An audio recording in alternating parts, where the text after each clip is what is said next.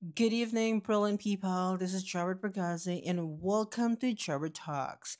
In tonight's video, I'm going to talk about this topic because I think this one is so important. Although I have to remind everybody that my experience is different from yours. So you might experience the same with mine, but you can also think of a different way for you to experience the situation. But before I'm going to talk about this topic, let me share to you that the time is already 12:19, and actually it's too late to create this video, but I think I have more energy to talk to you tonight because kakatapos ko lang pong maglagay ng mga skincare something sa mukha ko because hindi ko pwedeng itulog yung self ko na hindi ko nalinisan talaga. That's my thing every night. So yes, we are ready to go to bed.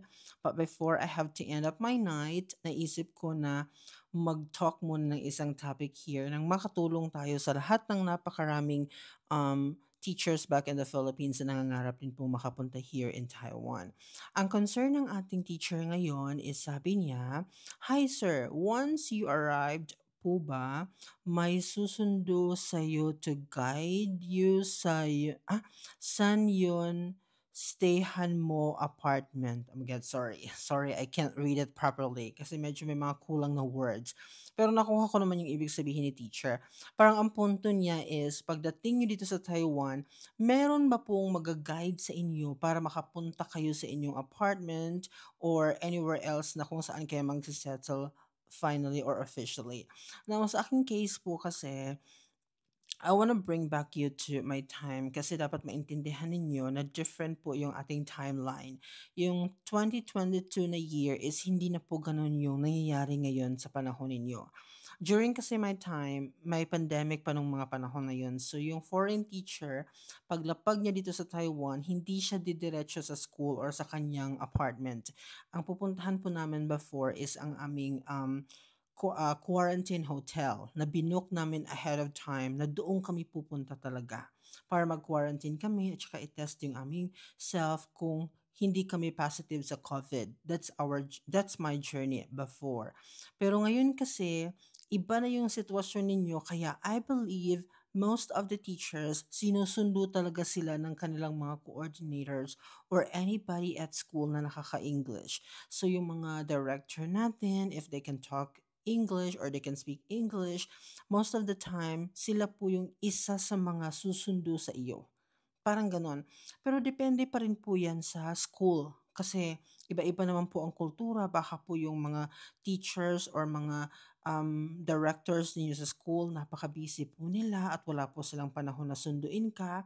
So, iga-guide ka lang po nila niyan kung ano po yung mga sasakyan mo, ano yung gagawin mo. Huwag po kayo mag-alala mga teachers kasi po napakaganda po ng transportation here in Taiwan. Kahit sa southern part po kayo ma-assign, may mga sasakyan po na from Taoyuan Airport go to the southern part of Taiwan. Napakadali lang pong sakyan yan. Hindi po kayo bababa ng bababa. Didiretso po yan sa southern portion of the country. Ganun po kaganda dito. So, huwag po kayong matakot. Sa mga ma-assign naman po near Taoyuan Station, sasakay lang po kayo ng taxi niyan. Anyway, ang sa na-remember ko ha, yung payment, yung pamasahe kasi natin yan from the airport to our location talaga is kino-cover po yan ng program. So wag po kayong mag-alala kung naka-taxi kayo niyan kasi kino-cover po siya ng program natin if you are under sa TFATP. So, hindi po kayo dapat ma-worry about that, okay? But most of the time po, ang nangyayari kasi nito, kung hindi man kayo masundo ng inyong mga kasama sa school, hihintayin nila kayo niyan sa isang area. Just like for example sa akin, nung from my hotel, after ng quarantine hotel ko, nung na-confirm ko na hindi ako positive sa COVID, ganun, so nung time na nalilipat na ako sa apartment, yung aking coordinator at the time, back in 2022, naghintay na po siya doon. Okay, tas while tumatakbo po yung taxi, nagko-communicate din kami each other. In fact, bago po umandar yung taxi nung time na yun, nag-call ako sa coordinator ko and kinausap niya po talaga ang taxi driver. Kasi usually yung mga driver dito ng taxi, hindi din sila nakaka-English. And nung time kasi na yon, hindi ko pa talaga alam yung mga application na gagamitin para makapag-communicate tayo sa mga local. So medyo mahirap. But don't you worry po kasi yung atin pong mga coordinator, kasi may mga naka-assign po yun eh. Per school, may naka-assign po kasi na ikaw yung direct contact ng foreign teacher. So anything na kailangan ni foreign teacher, sa'yo talaga siya lalapit automatically. So yung coordinator mo po, usually, nakaka-English talaga yan siya. So no need for you to be worried kung makakapag-communicate ka pa sa iyong direct contact sa school mo or hindi. Kasi kaya talaga nila makipag-communicate. Pinili po yan siya to communicate you. Okay? And so far naman sa experience ko at saka sa experience ng mga kakilala ko dito, never naman po may nangyari na pinabayaan po sila. Like bahala ka sa buhay mo, dumiretso ka pa from Taoyuan airport, dumiretso ka na sa lugar natin, bahala ka na sa buhay mo. Hindi po sila ganun. In fact, yung ating apartment, sa mga nakaka-research talaga, okay, sila yung nagre-research, yung mga teachers. Kasi online naman yun eh, nakikita naman natin yan. Pero kasi, kahit na-research mo yan online, hindi ka kasi makaka-check yan physically.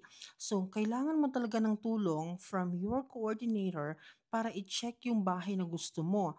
And then, mag-video call kayo for example. Okay, so, ibig sabihin, yung coordinator mo dito sa Taiwan, alam niya po. Okay? Nakita niya na ahead of time yung titirahan mo. At saka, i-confirm din nila yan na okay yung bahay mo.